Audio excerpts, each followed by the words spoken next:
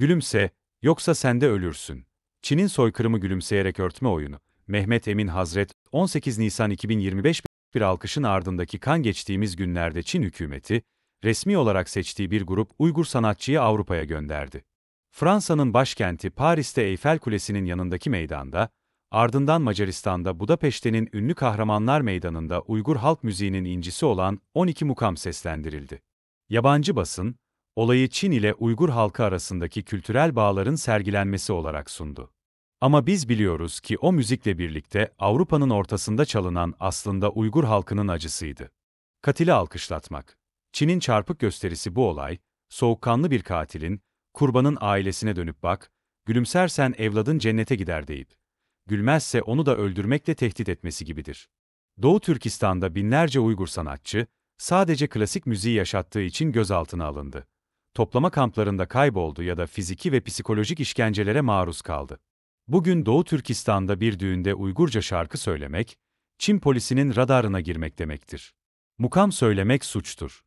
Uygurca konuşmak gözetim nedenidir. Ama aynı Çin devleti, bu yasakladığı müziği seçilmiş sanatçılar eliyle, şimdi Avrupa'nın vitrinlerinde pazarlıyor. Üstelik bu sanatçılar, doğrudan devletin himayesinde yetiştirilmiş, sahte mutlu Uygurlar. Onlar, ÇKP'nin kurduğu vitrin cehenneminde gülümsemekle yükümlü sanatçılardır. Çin, bu gülümsemeyi tüm dünyaya göstermeye çalışıyor. Çünkü gerçeği gösterirse kan damlayacak. İmaj temizliği. Uygur kanını sanatla yıkamak 7 yıldan fazla bir süredir. Yaklaşık 1 milyon Uygur evlerinden zorla alındı. Çoğu hala kayıp. Kampların içi hala bilinmiyor. Anneler hala çocuklarının nerede olduğunu bilmiyor. Babalar susturulmuş. Gençler dillerini konuşamıyor. Ve Çin şimdi bu suçu, yine Uygur halkının kültürüyle yıkamaya çalışıyor. Sanatı, acının üstüne örtü olarak seriyor. Ama bu örtü kan sızdırıyor. Bu bir imaj temizliği değil. Bu, suç mahalline çiçek bırakmak gibi. Bakın, ne kadar renkli, ne kadar geleneksel, ne kadar otantik diyerek. Ama o otantikliğin arkasında tutsaklar, işkenceler, mezarsız ölüler var. Kültürel soykırımın en tehlikeli aşaması Mao döneminde de bu oyun oynanmıştı.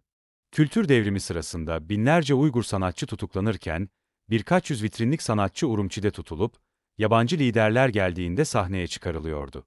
Aynı taktik bugün çok daha organize, çok daha profesyonel, çok daha küresel bir şekilde uygulanıyor.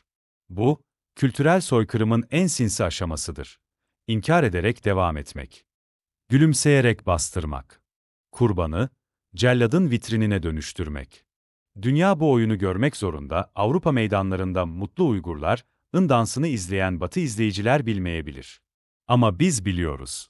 Biz, o müziğin hangi yaralardan süzüldüğünü, hangi annelerin ağlamaktan sesini yitirdiğini, hangi gençlerin Çince şarkı söylerken aksanı yüzünden aşağılandığını, hangi çocukların annelerinden koparıldığını biliyoruz.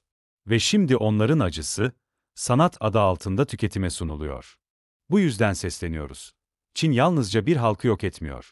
Aynı zamanda onu temsil eden her değeri silmeye, ardından da onu kendisi için yeniden yaratmaya çalışıyor. Bu hem bir cinayet, hem bir inkar hem de bir istismar. Gülümse. Yoksa ölürsün. Çin'in Uygur halkına dayattığı şey tam da budur. Gülümse. Aksan yapma. Şarkıyı yanlış söyleme. Sahne dışına çıkma. Gerçeği anlatma. Anlatırsan, sen de kaybolursun. Ama biz buradayız.